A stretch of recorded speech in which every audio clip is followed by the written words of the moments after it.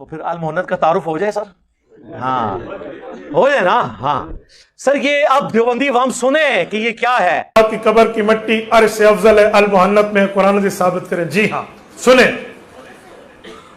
مسند الفردوس دہلوی میں حضرت ابوبکر صدیق رضی اللہ عنہ کی روایت موجود ہے. اللہ کے رسول نے فرمایا ما دفن نبی الا حیث یموت وافضل بقاء الارض. فرمایا نبی پاک جہاں فوت ہوتا ہے اس کی اس جگہ قبر بنتی ہے، وہ دنیا کے تمام جگہوں سے افضل جگہ ہوتی ہے. انہوں نے لکھا ہے کہ رسول اللہ کی قبر مبارک اللہ کے عرش، کرسی، خانہ کعبہ سے افضل ہے. ان سے پوچھے یہ کس قرآن کی آیت میں اور حدیث میں لکھا ہوا ہے؟ جذباتی بات نہیں ہے بریلویوں لکھا نہیں کہ نبی دی شان نو نہیں مندے. اچھا جی نبی دی شان نو منیے تے حضرت عیسیٰ نو اللہ دا بیٹا کہہ دئیے، گل کرنے لی کرو. تو جو مٹی حضور پاک کے جسم کے ساتھ لگی ہے وہ کعبہ، عرش، کرسی سے بھی افضل ہے. آپ سمجھتے ہو عرش افضل ہے؟ عرش تو اللہ کی مخلوق ہے، اللہ کے ساتھ لگا نہیں ہے. اللہ تو ہر جگہ ہے اور یہ مٹی تو حضور کے ساتھ لگی ہے، لہٰذا یہ افضل ہے.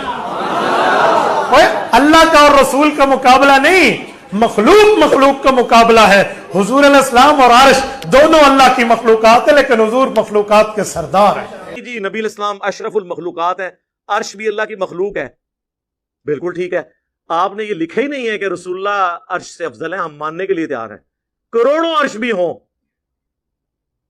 ہمارے نبی کا مقابلہ نہیں کر سکتے. لیکن آپ نے نبی کی بات نہیں، آپ نے نبی کی قبر مبارک کی بات کی ہے، اور اس میں بھی کہا وہ حصہ زمین جو حضور سے ٹچ کر رہا ہے. وہ کہتے ہیں اس لیے کہ اس حصہ زمین سے آپ کی مٹی کا خمیر اٹھا کے آپ کو تخلیق کیا گیا، تو بیسیکلی وہ رسول اللہ کا خمیر ہے. گویا کہ رسول اللہ عرش سے افضل ہیں، اس لیے ہم اس مٹی کو ہم کہتے ہیں نا. جو مٹی اٹھانی تھی وہ اٹھ گئی، نبی کی تخلیق ہوگی. اب جو باقی مٹی ہے وہ رسول اللہ کی مٹی نہیں ہے، جنت کا ٹکڑا ہے. اور اگر وہ رسول اللہ کی مٹی ہے تو ساتھ حضرت ابوبکر عمر کی بھی قبریں ہیں، ان کو بھی کو پھر عرش سے افضل ہیں. عرش تو اللہ کی مخلوق ہے، اللہ کے ساتھ لگا نہیں ہے. اللہ تو ہر جگہ ہے اور یہ مٹی تو حضور کے ساتھ لگی ہے، لہٰذا یہ افضل ہے. اور صحیح مسلم میں ہے کہ نبی علیہ السلام کو جب دفنایا گیا سب سے پہلے سرخ رنگ کی چادر بچھائی گئی تاکہ آپ کے جسم مبارک کو مٹی نہ لگے. ہاں تو کوئی حصہ زمین حضور کو ٹچ کیے ہوئے ہے ہی نہیں ہے. آپ کہا کریں سرخ چادر، سارے بزرگانی میں انجین نہیں کر چھڑی، ہو گل ہی غلط نکلی. حصہ زمین تو ٹچ ہی کو نہیں ہویا.